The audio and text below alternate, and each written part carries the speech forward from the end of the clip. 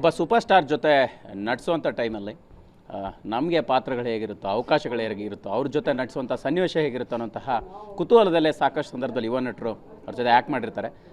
ಸದ್ಯಕ್ಕೆ ಋಷಭದಲ್ಲಿ ನಟಿಸಿರುವಂತಹ ನಟ ಸಮರ್ಜಿತ್ ನಮ್ಮ ಜೊತೆ ಇದ್ದಾರೆ. ಮೋಹನ್ ಲಾಲ್ ಅವ್ರ ಜೊತೆ ನಟಿಸಿರ್ತಕ್ಕಂತಹ ಸಿನಿಮಾ. ಸೊ ಅದೆಲ್ಲದ್ರ ಬಗ್ಗೆ ಮಾತಾಡ್ಸೋಣ. ಸಮರ್ಜಿತ್ ಆವಾಗಲೇ ಹೇಳ್ತಾ ಇದ್ರಿ, ಅಂದರೆ ಒಬ್ಬ ಸೂಪರ್ ಸ್ಟಾರ್ ಜೊತೆ ನಟಿಸುವಾಗ ಅವ್ರ ಜೊತೆ ಮಾಡೋವಂಥ ಕುತೂಹಲ, ಕ್ಯಾಲ್ಕುಲೇಷನ್ಸು ಬೇರೆಯೇ ಇರುತ್ತೆ. ನಿಮಗೆ ಅಂತ ಒಂದು ಅವಕಾಶ ಸಿಕ್ತು, ಆ ಸನ್ನಿವೇಶ ಹೇಗಿತ್ತು? ಈಗ ಸಿನಿಮಾ ತೆರೆ ಕೂಡ ಬರ್ತಾ ಇದೆ, ಏನು ಹೇಳ್ತೀರಿ ಅಂತ? ನನಗೆ ನಂಬೋಕ್ಕಾಗ್ತಾಯಿಲ್ಲ ಸರ್, ಈ ಅವಕಾಶ ಎಲ್ಲ ಬಂದಿದ್ದು. ಬಟ್ ಅದೇ ಆ ಅವಕಾಶ ವೇಸ್ಟ್ ಮಾಡಬಾರ್ದಾಗಿತ್ತು. ಸೊ ಹಂಗೆ ನಂದಾ ಸರ್ ತುಂಬ ಗೈಡ್ ಮಾಡಿದ್ದಾರೆ, ಆಮೇಲೆ ತುಂಬ ತಿದ್ದಿದ್ದಾರೆ. ಸೊ ಅವ್ರ ಸಪೋರ್ಟ್ ತುಂಬ ಬೇಕಾಗಿತ್ತು ಸರ್. ಆವಾಗ ಅಷ್ಟು ನನ್ನ ಚೆನ್ನಾಗಿ ನೋಡ್ಕೊಂಡಿದ್ದಾರೆ ಈ ಸಿನಿಮಾದಲ್ಲಿ.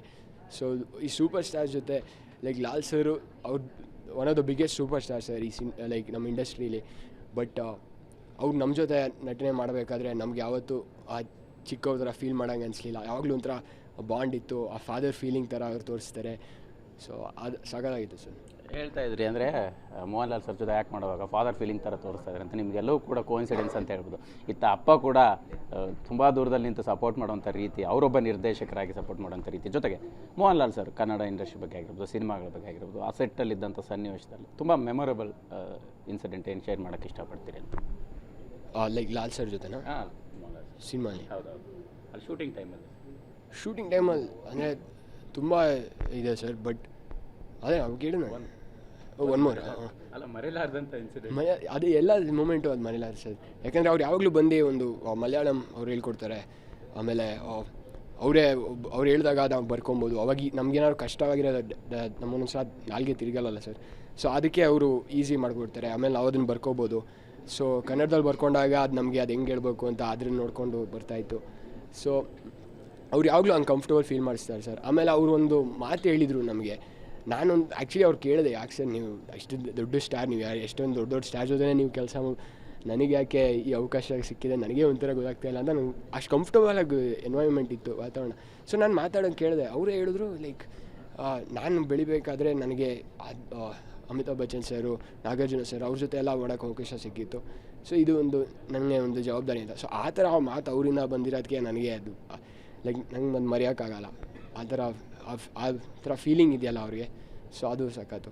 ಎಸ್, ಎಲ್ಲರ ಜೊತೆಗೆ ಏನಂತಂದರೆ, ಅಂದರೆ ಕನ್ನಡದಲ್ಲಿ ಹೊಸ ನಟರ ಅವಶ್ಯಕತೆ ಇದೆ ಅನ್ನೋಂಥ ಒಂದು ಮಾತು ಬಂತು. ಜೊತೆಗೆ ಋತಿಕ್ ರೋಷನ್ ಅವ್ರ ರೀತಿ ಕಾಣಿಸ್ತೀರಿ ಅನ್ನೋವಂಥ ಒಂದು ಆ ಮಾತುಗಳನ್ನು ಕೇಳಿಸ್ಕೊಂಡಾಗ ಹೇಗೆ ಅನ್ನಿಸ್ತು? ಮತ್ತು ನೀವು ಡೆಡಿಕೇಟ್ ಆಗಿದ್ದಂಥ ರೀತಿ, ಪ್ರಿಪೇರ್ ಆಗಿದ್ದಂಥದ್ದು ಹೇಗೆ ಅನ್ನಿಸ್ತು? ಸೊ ಅದೇ ನಂಬೋಕ್ಕಾಗಲ್ಲ. ಋತಿಕ್ ರೋಷನ್ ಅಂತ ಎಲ್ಲ ಹೇಳಿದ್ರೆ ಅವ್ರದ್ದು ತುಂಬ ದೊಡ್ಡ ವ್ಯಕ್ತಿ ಸರ್. ಬಟ್ ಅಂದರೆ ಈ ಸಿನಿಮಾಗೆ ಅದೇ ಜಾಸ್ತಿ ಆ್ಯಕ್ಷನ್ ಬೇಕಾಗಿದ್ದು ಪ್ರಿಪ್ರೇಷನ್ ಇತ್ತು. ಅಂದರೆ ಈ ಸಾಂಗ್ ನೋಡಿದ್ದೀರಾ? ಸೊ ಅದು ಕೃತಿ ಮ್ಯಾಮ್ ಜೊತೆ ಅವರು ಕೊರಿಯೋಗ್ರಫಿ ಅವ್ರು ಮಾಸ್ಟರ್ ಮಾಡಿದ್ದು. ಸೊ ಅವರು ತುಂಬ ಟ್ರೈನಿಂಗ್ ಕೊಟ್ಟರು ನಮಗೆ. ಸೊ ಅದು ಸಗದಾಯಿತು ಸರ್. ಆಮೇಲೆ ಅದೇ ಜಿಮ್ನಾಸ್ಟಿಕ್ಸ್ ಎಲ್ಲ ನಾನು ಮುಂಚೆಯಿಂದ ಮಾಡ್ತಾಯಿದ್ದಕ್ಕೆ. ಸೊ ಇದಕ್ಕೆ ಈಸಿ ಆಯಿತು sir. Yes, specially song release ಮಾಡೋ ಟೈಮಲ್ಲಿ ರಾಜ್ಯದ ಉಪಮುಖ್ಯಮಂತ್ರಿ ಡಿ ಕೆ ಶಿ ಅವರು, ನೀವು ಅವ್ರ ಸ್ಕೂಲಲ್ಲೇ ಓದಿರೋವಂಥದ್ದು ಅನ್ನೋ ಒಂದು ಸೀಕ್ರೆಟ್ ಇದೆ. ಸೊ ಅವರೇ ಬಂದು ನಿಮ್ಮ ಸಾಂಗ್ನ ಲಾಂಚ್ ಮಾಡಿದ್ರು. ಅದೇ ಜೊತೆಗೆ ನೀವು ಹೇಳಿರೋಂಥ ವಿಚಾರನೇ, ಅವರು ತಮ್ಮ ಕೈಲಿರುವಂತಹ ಒಂದು ಸಿಂಬಾಲ್ನ ತೋರಿಸ್ಬಿಟ್ಟು, ಋಷಭ ಅಂದರೆ ಗೂಳಿ ಥರ ನುಗ್ತಾ ಇರೋಂಥ ಹಾರೈಕೆ, ಇದೆಲ್ಲವನ್ನೂ ಕೂಡ ಇವತ್ತು ಎಷ್ಟು ಸ್ಪೆಷಲ್ ಅನ್ನಿಸ್ತು? ನಿಜವಾಗ್ಲೂ ಸರ್, ಎಲ್ಲರೂ ಇಷ್ಟು ಸಪೋರ್ಟಿವ್ ಆಗಿದ್ದಾರೆ, ಅಷ್ಟು ಸಪೋರ್ಟ್ ಮಾಡ್ತಾ ಇದ್ದಾರೆ ಅಂತ ನನಗೆ ನಂಬೋಕ್ಕಾಗ್ತಾ, ಅದು ತುಂಬ ಖುಷಿ ಆಗ್ತಾಯಿದೆ. ಡಿ ಕೆ ಸರ್ ಬಂದಿರೋದು, ಅಷ್ಟು ಹೊಗಳಿರೋದು ನನಗೆ ನಂಬೋಕ್ಕಾಗ್ತಾಯಿಲ್ಲ. ಬಟ್ ತುಂಬ ಖುಷಿ ಆಗ್ತಾಯಿದೆ ಅವ್ರು ಬಂದಿರೋದಕ್ಕೆ. ಆಮೇಲೆ ಎಲ್ಲ ನಿರ್ಮಾಪಕರು ಎಲ್ಲರೂ ಸಪೋರ್ಟ್ ಮಾಡಿದ್ದು ತುಂಬ ಖುಷಿ ಆಗಿದೆ. ಹ್ಞೂ ಸರ್, ಆರನೇ ಕ್ಲಾಸ್ ತನಕ ಅಲ್ಲೇ ಓದಿದ್ದು. ನ್ಯಾಷನಲ್ ಇಲ್ಯೂ ಪಬ್ಲಿಕ್ ಸ್ಕೂಲ್ ಅಂತ ಅಲ್ಲಿ ಓದಿದ್ದು. ಸೊ ಅವ್ರು ಬಂದು ಈಗ ನಾನು ನಂಬೋಕ್ಕಾಗಲಿಲ್ಲ ಸರ್.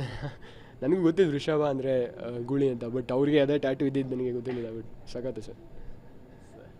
ಫೈನಲಿ ಡಿಸೆಂಬರ್ 20ಕ್ಕೆ ಸ್ಟಾರ್ ಸಿನಿಮಾಗಳು ಕರ್ನಾಟಕದಲ್ಲಿ ಬರ್ತಾ ಇರ್ತಕ್ಕಂಥದ್ದಾದರೆ, ನಿಮ್ಮ ಸಿನಿಮಾದಾಗೂ ಕೂಡ ಒಂದು ಬೇರೆ ಥರದ ನಿರೀಕ್ಷೆ ಇದೆ. ಏನು ಹೇಳ್ತೀರಿ? 25 ಎಷ್ಟು ಸ್ಪೆಷಲ್ ನಿಮ್ಮ ಲೈಫಲ್ಲಿ? ಅಂದರೆ ಡೆಫಿನೆಟ್ಲಿ ನಾನು ಎಲ್ಲ ಸಿನಿಮಾ ನೋಡೋಕೆ ಹೋಗ್ತೀನಿ.